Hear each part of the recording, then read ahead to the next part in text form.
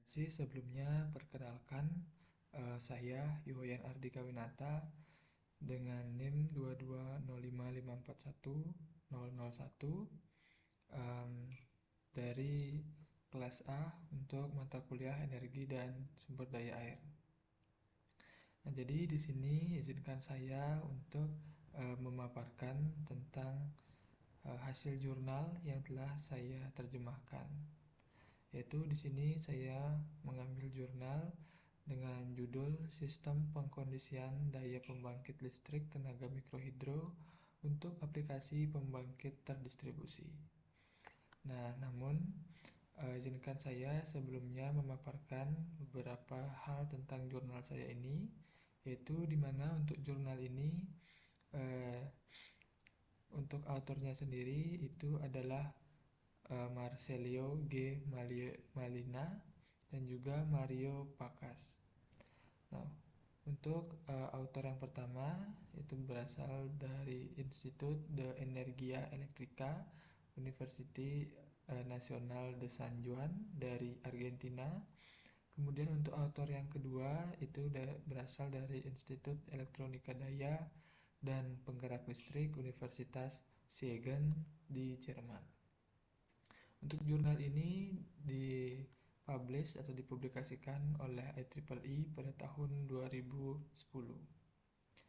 Nah, selanjutnya pada bagian abstraksi, ya jadi pada bagian abstrak ini menceritakan tentang garis besar dari jurnal ini, yaitu adalah pembangkit listrik tenaga mikrohidro atau lebih dikenal dengan istilah PLTMH, ya, yang dimana pembangkit ini umumnya menggunakan turbin dengan kecepatan tetap, ya, dan pengaturan aliran air secara mekanis untuk mengendalikan daya listrik yang dihasilkan.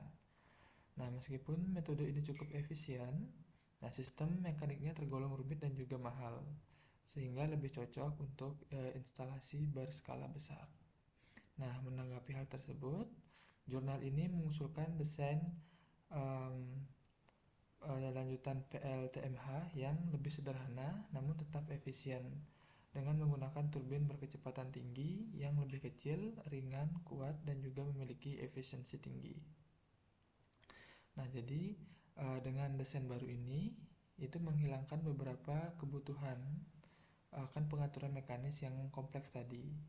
Nah, sebagai gantinya, sistem ini menggunakan daya elektronik atau power condition um, CS, ya, yang lebih baru. Nah, jadi dengan pendekatan ini sistem akan menjadi lebih handal dan juga biaya pembangkitan listrik dapat ditekan. Nah, selain itu, jurnal ini juga menyajikan model PLTMH secara lengkap yang disertai dengan skema kontrol 3 tingkat untuk mengatur kinerja sistem. Nah, kemudian selanjutnya pada bagian pendahuluan, ya, jadi dalam beberapa dekade tahun terakhir ini, tantangan global seperti krisis energi, perubahan iklim, peningkatan permintaan listrik, ya, dan peraturan dari pemerintah itu mendorong perlu adanya solusi dari teknologi terbaru. Nah, salah satunya disebut dengan distributed generation atau DG. Nah, di mana DG ini itu adalah pembangkitan listrik dekat dengan lokasi konsumsi menggunakan energi baru terbarukan. Nah, pembangkit listrik tenaga mikrohidro atau PLTMH itu menjadi pilihan karena memiliki efisiensi yang tinggi, biaya rendah, dan juga lebih ramah lingkungan. Nah, selanjutnya pada makalah ini mengusulkan desain PLTMH baru yang lebih sederhana dan efisien. Itu menggunakan turbin berkecepatan tinggi tanpa menggunakan sistem mekanis kompleks atau sistem yang lama. Nah, jadi digantikan dengan sistem pengkondisian daya elektronik atau teknologi PCS. Nah, model lengkap dari PLTMH dan juga skema kontrol 3 tingkat juga dirancang. Itu mencakup MPPT dan juga kompensasi daya reaktif. Nah, kemudian dari kinerja sistem ini nanti akan divalidasi menggunakan simulasi dari MATLAB dan juga Simulink untuk menunjukkan hasil yang maksimal. Nah, selanjutnya untuk di bagian pemodelan pembangkit listrik tenaga mikrohidro. Nah, bisa kita lihat pada gambar berikut ya. Nah, jadi di sini ada intake uh, water canal ya, yang dimana intake water canal ini berfungsi sebagai tempat mengalirnya air ya, sebelum nanti akan disalurkan ke pipa atau penstock pipe ini. Nah, kemudian di sini juga ada waterfall atau dam wall or cutting. Nah, jadi fungsinya ini adalah untuk memberikan perbedaan ketinggian atau head antara yang di atas dan juga air yang di bawah. Nah, jadi nanti air yang di atas nanti akan dialirkan ke bawah melalui penstock ini. Nah, sehingga dengan aliran yang ke bawah itu akan menghasilkan tekanan yang digunakan untuk memutar turbin. Nah, kemudian turbin ini nanti akan dikapel dengan generator untuk menghasilkan energi listrik. Nah, kemudian selanjutnya energi listrik yang dihasilkan oleh generator kemudian akan disalurkan ke sistem PCS. Yaitu di sini ada AC atau AC/DC atau AC yang statis. Nah, kemudian dari sistem PCS ini nanti akan disalurkan lagi ke coupled transformer transformer untuk dinaikkan tegangannya, itu mengikuti dengan tegangan pada sistem jaringan. Nah, selanjutnya pada bagian karakteristik turbin hidrolik.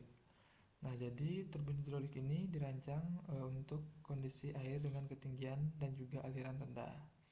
Nah, jadi turbin ini merupakan turbin dengan tipe baling-baling yang dimodifikasi dari turbin Kaplan tanpa kontrol sudut bilah-bilah dan juga tanpa gearbox. Nah, sehingga dia lebih sederhana dan kuat. Nah, jadi nanti air masuk secara radial lalu berbelok ke arah aksial menuju runner. Efisiensi dicapai melalui penggunaan pengaturan dari guide fans yang membentuk pusaran optimal sebelum air masuk ke dalam runner. Nah, selanjutnya adapun di sini beberapa rumus ya, rumus seperti rumus daya hidrolik keluaran untuk turbin ya, menggunakan P-head ya atau daya hidrolik ya, itu sama dengan Rho dikali G dikali H dikali Q, di mana Rho itu nilainya adalah massa jenis air, nilainya itu 1000 kg per meter kubik. Kemudian nilai G itu gaya gravitasi 9,8 meter per second kuadrat. Kemudian H itu adalah headnya, satuannya meter. Kemudian Q itu adalah laju air atau debit air, satuannya adalah meter second kuadrat. Selanjutnya adalah ada juga rumus untuk hubungan antara daya mekanik dan juga hidrolik, di mana PM ya atau daya mekanik itu sama dengan efisiensi hidrolik dikalikan dengan daya hidrolik. Nah, kemudian ini juga ada untuk rumus dari karakteristik daya mekanis dari turbin hidrolik yang diimplementasikan. Nah, kemudian selanjutnya kita masuk ke dalam kurva. Nah, jadi kurva ini mempresentasikan atau merepresentasikan tentang kecepatan dari rotor. Nah, jadi berdasarkan kurva ini dapat kita ketahui bahwa rotor turbin itu menghasilkan operasi kecepatan variabel ya, yang bertujuan untuk melacak MPP untuk kondisi operasi tertentu, sehingga daya maksimum itu dapat diekstraksi secara terus-menerus dari air. Nah, selanjutnya adalah sistem pengkondisian baterai. Untuk sistem pengkondisian baterai atau dikenal dengan PCS ya. Nah, jadi PCS sendiri itu untuk menghubungkan antara sumber energi terbarukan atau RES seperti turbin hidro atau turbin-turbin yang lainnya itu ke dalam jaringan listrik, yang dimana ini digunakan untuk memastikan daya yang dihasilkan itu berkualitas tinggi, fleksibel, efisien, dan juga dapat diandalkan. Nah, jadi PCS ini itu menggunakan konverter AC, DC, dan juga AC back to back. Nah, kemudian selanjutnya karena keluaran AC karena keluaran AC karena keluaran turbin hidro bervariasi. Nah, jadi dibutuhkan jembatan penyiarah gelombang penuh tak terkendali 3 fase, yang dimana itu mengubah AC menjadi DC. Nah, kemudian inverter sumber tegangan atau VSI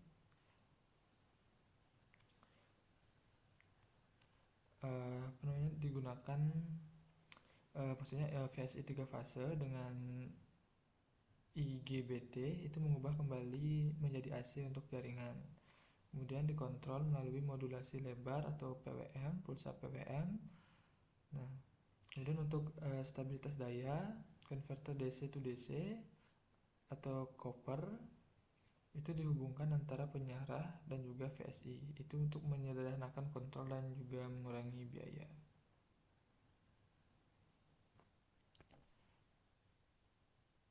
Selanjutnya,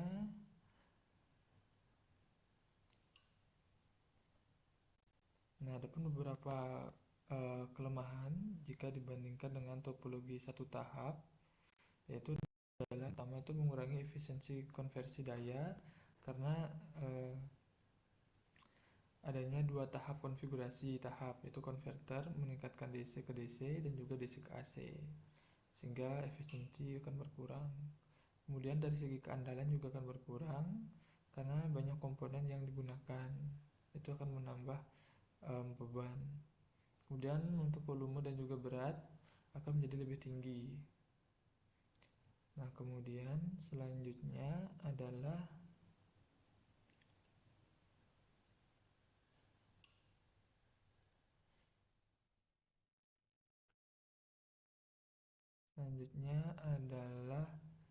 strategi kontrol yang diusulkan untuk PLTMH.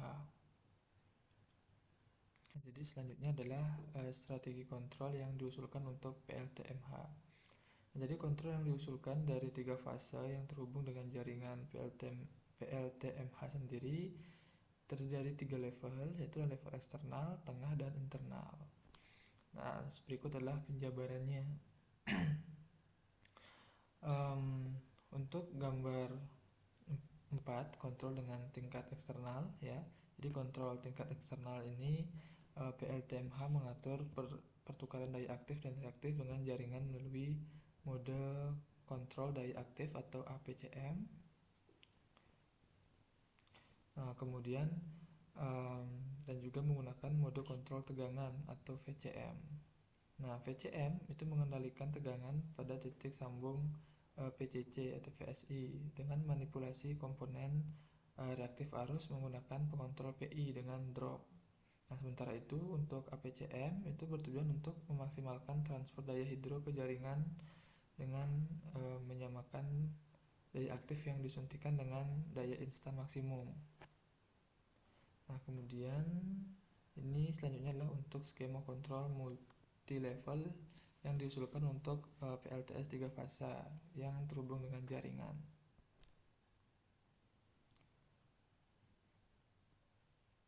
Nah, kemudian selanjutnya adalah kontrol tengah. Nah, jadi kontrol tengah ini ya berdasarkan gambar 4 ya, di sisi bagian tengah itu adalah memastikan untuk keluaran daya sistem mengikuti referensi dari kontrol level eksternal. Ini dapat dicapai menggunakan model dinamis VSI dan juga dua pengontrol P, yaitu P1 dan juga PI1 dan juga PI2. Pada bagian ini P1 dan juga PI2. Nah, kemudian selanjutnya yang terakhir adalah kontrol tingkat internal. Nah, jadi kontrol tingkat internal pada gambar 4 pada bagian sisi kanan berfungsi menghasilkan sinyal switching untuk IGBT, inverter Z3 fase, 2 tingkat menggunakan skema PWM berbasis pembawa. Nah, jadi hal ini melibatkan modul sinkronisasi saluran dan juga generator pulsa penembakan. Nah, modul sinkronisasi mensinkronkan pulsa switching VSI dengan tegangan AC di PCC melalui fase dan juga PLL yang didasarkan pada teori daya sesaat dalam kerangka DCI. Selanjutnya untuk hasil simulasi digital. Nah, untuk menguji model dan juga algoritma kontrol dari PLTMH, pembangkit listrik tenaga mikrohidro, jadi diperlukan simulasi digital untuk yang dimana pada kasus ini menggunakan Sim Power System pada MATLAB atau Simulink. Nah, jadi 2 set simulasi dijalankan untuk memvalidasi strategi kontrol, yaitu mode kontrol daya aktif atau APCM dan juga mode kontrol tegangan atau VCM. Nah, selanjutnya di sini terdapat tabel perbandingan, ya. Nah, jadi berdasarkan hasil simulasi itu menunjukkan bahwa metode pelacakan titik daya maksimum atau MPPT, P dan O atau perturb dan observe itu terbukti akurat dalam APCM. Metode ini berhasil mengikuti maksimum power point atau MPP dari PLTMH dengan langkah pertus basis siklus kerja yang dioptimalkan sesuai dengan dinamika kelompok turbin generator. Nah, terlihat bahwa hampir semua daya aktif yang dihasilkan oleh PLTMH atau garis putus-putus biru ini disuntikan ke jaringan hanya dengan sedikit penundaan dinamis dan mengabaikan kerugian. Nah, selanjutnya kita bandingkan dengan yang tanpa MPPT. Nah, untuk yang tanpa MPPT dengan kontrol tegangan DC yang diperbaiki atau VD tanpa MPPT, ya, ditunjukkan dengan garis putus-putus warna biru, warna hijau. Nah, jadi dalam kondisi ini operasi kecepatan rotor hampir konstan dan daya yang disuntikan ke jaringan jauh lebih rendah. Nah, rata-rata sekitar 30% lebih rendah dibandingkan dengan menggunakan MPPT. Nah, selanjutnya adalah bagian kesimpulan. Nah, jadi adapun beberapa kesimpulan ya yang dapat disimpulkan pada makalah ini, yaitu sistem pengkondisian daya baru dan strategi kontrol dari PLTMH 3 fase yang terhubung ke jaringan itu menggabungkan MPPT untuk membangkitkan daya aktif dinamis bersama dengan kompensasi daya reaktif sistem distribusi. Nah, kemudian studi simulasi dan juga hasil eksperimen menunjukkan keefektivitasan model rinci yang diusulkan dan juga pendekatan kontrol dalam rangka referensi, respon cepat perangkat elektronik dan juga daya peningkatan kinerja. Kemudian di sini juga ada beberapa referensi atau daftar pustaka yang digunakan di jurnal ini. Baik, kemudian sekian yang bisa saya sampaikan pada kesempatan kali ini. Apabila terdapat kesalahan kata, saya mohon maaf. Saya tutup dengan Paramo Santi. Om Santi, Santi, Santi.